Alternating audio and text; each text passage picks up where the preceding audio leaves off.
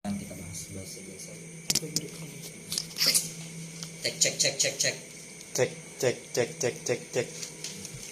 Bismillah. Agak deketan langsung tempat ini ya, nah agak atasan aja tempat jepit ya.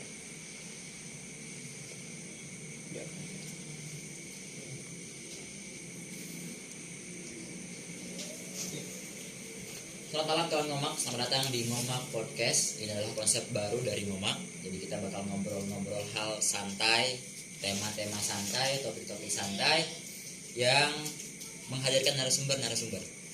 Jadi di sini ada Pak Hak, saya yang akan jadi hostnya, dan kita sudah kedatangan salah satu tamu Sekaligus narasumber. Kalau saya manggil dia ini Kak Hamdi. Kak. Tapi di momen ini kita bakal manggil beliau Bang Hamdi. Dia adalah salah seorang dewan pengajar di salah satu pondok pesantren yang ada di Lombok Barat. Juga Nggak bisa disebut tempat yang ngajar. Nggak bisa. Bisa. Oke. Bisa kan?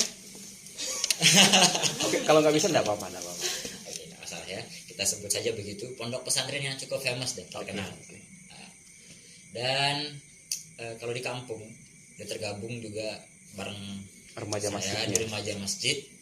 Sebut sajalah kita semua ini aktivis kayaknya. Badan kita memang tipis ini. Dan hadirnya dia di sini bakal nemenin kita beberapa menit ke depan membahas hal-hal yang tidak jauh dari apa yang terjadi di kehidupan sehari-hari kita dalam kita bermasyarakat dan kita berinteraksi sosial. Nah, Pak, saya Hamdi. Kok sepanggil Ustaz sekarang? Kak Hamdi, Abang Hamdi. Abang. Ya, okay. Pak, Bang Hamdi. Belakangan ini terjadi banyak sekali fenomena yang meramaikan jagat media sosial, media maya, ataupun dunia nyata. Mulai dari perang, kasus-kasus kekerasan, kasus korup, kasus pelecehan, kasus tambang, kasus perusakan alam, yang ya banyak sekali mengambil perhatian kita, entah melalui layar kaca ataupun pembahasan di ruang-ruang seperti ini. Nah, banyak hal dampaknya dari yang terjadi ini, banyak dampak positif ataupun negatif. Dan jika kita bicara dengan Pulau Lombok, kita kaitkan dengan Pulau Lombok, banyak fenomena yang muncul belakangan ini itu menghubungkan. Apakah ini terkait dengan mitos atau memang secara tidak langsung, secara sunnatullahnya atau secara alami ini akan terkait dengan mitos itu sendiri? Berarti kesambung dulu. Ya, fenomena besar yang mengguncang jagat maya dan dunia kita belakangan ini, banyak yang mengaitkan itu dengan sebentar lagi tahun 1500 Hijriah. Sebentar lagi ini tanda-tanda akhir zaman. Saya secara spontan kalau dengar kalimat itu, belum nikah juga. Oke, itu yang pertama. Mulai banyak orang-orang yang senang mengenal kalian, teman-teman, senang mengenal kalian.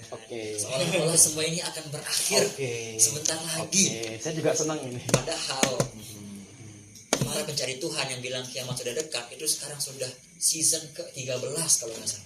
Season ke-13. Dan apakah ini adalah akhir season daripada keberadaan dunia? Atau memang hal-hal ini hanya dicocok-logikan dengan mitos-mitos ataupun warisan kata-kata leluhur kita dahulu bahwa ini adalah fase terakhir, ini adalah the end of the day. Jadi puncak daripada segala hal yang terburuk itu terjadi di masa-masa sekarang, atau memang secara pandangan agama mengisyaratkan seperti itu? Mengisyaratkan dalam artian memberikan sebuah narasi seperti itu. Iya. Oke. Jadi kita bakal coba ngebedah itu bareng-bareng dari perspektif agama dan sosial budaya. Apakah fenomena belakangan ini pernah diisyaratkan sebelumnya, entah melalui perspektif agama ataupun sosial budaya? Lebar. Terlalu melebar ya. Mas bisa nggak dia ke mitos nanti? Bisa aja. Bisa aja. Oke, gimana komentarnya Bang Hamdi dengan fenomena belakangan ini? Terkait tentang hari akhir. Oke. Itu ya, event akhir. Ya. Pribadi akan menjawab sesuai dengan pertama surah Al-Mulk itu. Oke. Qul innamal ilmu indallah wa innama ana nadhirun mubin. Rasulullah saja ketika ditanya tentang hari akhir, kapan terjadi, tanggalnya, tahunnya, tidak diberitahu secara spesifik. Tapi yang jelas hari akhir itu ada bagi orang-orang yang beriman. Itu terjadi. Pasti terjadi. Itu syarat sebuah keimanan. Tapi kalau kita bahas secara perspektif seluruh agama, itu sangat luas pastinya. Sangat luas ya. Kalau kita lihat sejarah agama dari dulu dan agama Islam yang menjadi penyempurna. Walaupun ada beberapa agama yang mengajak seseorang itu menghindari kelahiran kembali, tapi itu sangat jauh dari pemahaman agama. Kelahiran kembalinya Seperti siapa? reinkarnasi Oh seperti gitu. itu. Ya. Ada beberapa agama itu yang terpengaruh dari filsafat Yunani sebenarnya. Seperti itu. Tapi sedangkan kita yang lebih khususnya ke agama Islam, mungkin ada yang lebih tahu lagi kan, pastilah meyakini, mengimani hari akhir itu pasti terjadi. Tapi hatta itu sampai sekarang pun, hingga sekarang pun tidak ada yang tahu secara spesifik kapan waktunya, tanggalnya, tahunnya, dan seterusnya. Tapi sekarang tidak ada yang bisa meramalkan, walaupun dia itu ahli nujum, ahli perhitungan, ahli perbintangan, ahli ramalan, sebagainya, tidak ada. Bahkan justru yang menetapkan waktunya dia sendiri duluan mati, seperti itu. Apa bisa kita bilang hal yang seperti itu sebuah mitos? Kalau Bisa nggak kita bilang itu sebuah mitos? Artinya ini memang akan terjadi, iya, tapi kita belum tahu pastinya kapan. seperti itu ya. Apa itu mitos nggak? Bisa nggak kita mengatakan Apa mitos nggak? kalau kita merajuk kepada al-haq seperti nama pelungga, kebenaran ya, secara siklus kebenaran itu, kalau kita mengambil dari perspektif agama, tentu kita akan mengalihkannya kepada Al-Quran dan hadis. Ya kan, kita akan terima itu dari Al-Quran dan hadis. Ya pasti akan terjadi. Bisa itu dikatakan mitos dari segi penggambaran sesuatu itu, sesuatu yang akan atau tidak. Tapi yang jelas ini kan kalau perspektif agama al-haq pasti tidak bisa kita gugat. Kalau ada yang mengatakan ini adalah mitos, itu bisa dipertanyakan keimanannya. Hati-hati di sana. Oke. Pertama karena itu kan menjadi syarat keimanan. Ya betul. Tapi kalau kita lihat dari sesuatu yang sifatnya, singkirkanlah sedikit. Tahun ini seperti yang terjadi di fenomena kita sejak kecil dulu. Tahun 2012 akan kiamat. Sampai ada filmnya kan? Ya. Nah, itu bisa kita katakan mitos. Itu mitos. Ya, seperti itu. Bahkan ada yang sampai yang mengaku diri menjadi Imam Mahdi. Itu kan terjadi itu di pihak-pihak negara-negara bagian-bagian Pakistan, India dan sebagainya. Kalau di agama mitos itu memang ada yang dibahas secara khusus enggak? Di kitab-kitab tertentu atau apa? Kalau ulama melihatnya itu sebagai suatu ilah, sebagai suatu alasan, juga sebagai suatu hal yang kadang-kadang bersifat ilah itu bersifat logis terkadang, karena dikaitkan dengan penghormatan, dikaitkan dengan sebuah adab, dikaitkan dengan sebuah harga, menghargakan sesuatu. Sehingga ada beberapa kitab ulama, salah satunya di karang Imam Az-Zarnuji yang dipakai oleh seluruh pondok pesantren di Nusantara kita ini, namanya kitab Ta'limut Ta'lim. Itu dibahas di akhir bab tentang itu, seperti menyapu di malam hari itu nggak boleh karena bisa mengurangi rezeki katanya. Begitu juga. Tapi tidak secara terperinci dengan alasannya apa? Ya, tidak, gitu ya. tidak ada. Yang kita lihat di kitab itu memang tidak dijaruhkan dalil hadisnya dan sebagainya. Artinya kita tidak secara eksplisit memitoskan bahwa hari akhir itu mitos. Iya, Enggak, iya. kan tidak boleh. Iya. Hati-hati ya. Iya. Itu bisa dipertanyakan keimanan kita kan. Oke. Jadi kita mau coba apakah ini season terakhir? Karena gini, banyak kan sekarang lagi hype, lagi banyak yang muncul. Apakah dukhon itu adalah nuklir? Kemudian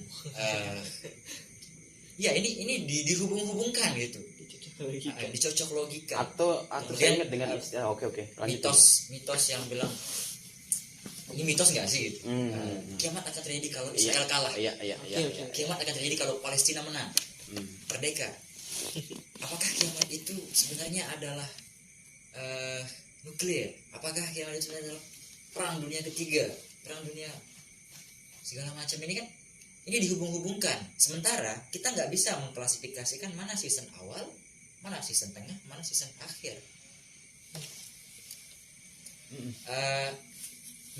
Apakah ini benar mitos atau memang ada penggambarannya dalam agama gitu, ya, riwayat, dalam dalil. Ada yang dikisahkan begitu secara sederhananya bahwa Yang apakah terjadi ada jika- tanda-tanda ini memang benar adanya secara dalil akli maupun naklinya, sehingga dalam istilahnya kalau di atas mitos itu secara istilahnya konklusi kan, konklusi sebuah cerita yang disucikan, sebuah cerita yang disucikan. Mereka yang terpaku Diputuskan, akan Iya. mereka yang terpaku akan tanda-tanda ini lebih takut terhadap tanda-tandanya daripada hal Hal yang apa yang akan mereka hanya temukan. Kalau berkaitan dengan nakli itu seperti yang disebutkan sama Pak Fahak, itu memang Rasulullah pernah ditanya, kapan, seperti apa jarak waktu kita bertemu dengan hari kiamat? Rasulullah menjawab begini, sangat dekat, artinya kan sangat dekat. Dan tanda-tanda yang dikasih tahu tidak ada cerita eksplisit, misalkan Palestina akan merdeka, Israel akan hancur. Itu tidak ada dalam riwayat. Tidak ada sama sekali. Yang ada itu orang hari kiamat itu sudah puncaknya ketika tidak ada lagi yang mengatakan kalimat tauhid la ilaha illallah. Tidak ada. Itu sudah baru diriset ulang sama darah itu. Terus apa lagi tadi? Tidak ada yang mengucapkan kalimat tauhid La ilaha illallah. la ilaha illallah Itu secara puncak. eksplisit. Itu Ya. puncak Puncak. kesalahan yang pertanda baju kiamat gitu. Ya. Oke. La ilaha illallah. Oh, masih ada. Seperti itu eksplisit yang kita kira. Kemudian kisah-kisah datangnya sosok yang mengerikan, nomor Dajjal. satu, dengan tulisan di atasnya kafaro dan sebagainya. Nah itu pun banyak yang hampir mencocokkannya dengan orang-orang zalim di dunia ini, yang menjadi katakan antek-antek Dajjal. Itu juga kan kayak mirip ganti dengan mitos juga kan. Iya. Ada yang mengatakan itu hanya sebuah makna, ada yang mengatakan sebuah makna. Kan Dajjal itu matanya sebelah, berarti orang yang melihat orang lain dengan sebelah mata, itu sudah ada Dajjal, seperti itu. Iya. Artinya timbul kedengkian dan Orang yang suka melihat sebelah mata begitu ya. Iya, ada yang mengatakan seperti itu. Ini bermain makna sebenarnya. Alangkah bagusnya. Tapi itu kalau tanda yang sangat eksplisit lagi turunnya Nabi Isa. Turunnya Nabi Isa. Itu yang sampai eksplisit. Itu mungkin season yang paling terakhir. Season yang paling akhir turun Nabi Isa. Last season. Last di season. Puncaknya sudah di season. Klimaksnya kalau dalam film. Berarti kalau kita lihat lagi fenomena belakangan ini, itu tidak ada yang pasti. Iya ya, tidak ada. Tidak ada yang menunjukkan kepastian bahwa ini season akhir. Ya bisa dibilang makanya ini mitos. Bisa dibilang itu semua mitos. Selama itu keluar dari jalur nalil nakli tadi. Dan nakli dan akli. Iya. Iya bisa. Akli itu kan secara logika kita ru'yah. Apakah agama melegalkan mitos? Pertanyaan yang bagus. Apa dibolehkan mitos itu berkembang? Kalau sebuah mitos dijadikan sebuah hukum, itu tidak boleh. Karena itu namanya membuat fatwa hukum. Tapi kalau misalkan mitos yang sifatnya mengajarkan sebuah adab seperti tadi, kembali ke awal, karena beberapa misalkan anak kecil kita yang kadang-kadang anak kecil adik-adik kita atau orang-orang dulu menggunakan kalimat-kalimat itu sebagai penjelasan sederhana. Full memori lagi. Penjelasan sederhana lah. Penjelasan sederhana Podcast ini. Spotify. untuk dipahami masyarakat awam yang tidak mengerti baca tulis. Tidak mengerti baca tulis, tidak mengerti kitab gundul dan sebagainya. Padahal kalau masyarakat aja, oh ini kaedahnya begini nggak ya. Oh secara gampangnya begini. Oh ini kita kanggo. Itu paling mudah. Memudahkan sebenarnya kalau dibawa ke ranah hukum. Karena kan kalau hukum ini syariat mali. Iya, Nanti iya. kalau kita bawa ke hakikat lagi, wah tinggi lagi bahasanya. Tinggi lagi bahasanya. Hilang jadinya pertanyaan saya tadi ini. Beli kamera. Apa tadi ya?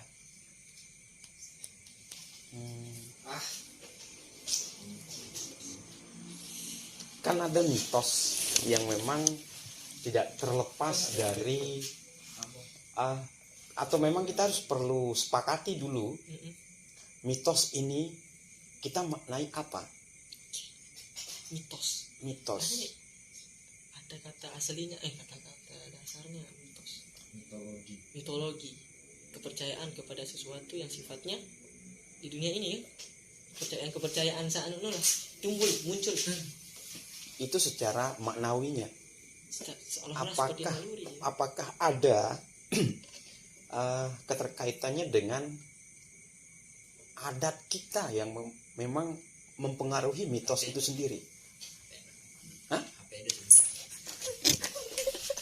Akhirnya HP saya. Berarti saya stop ini? Ya.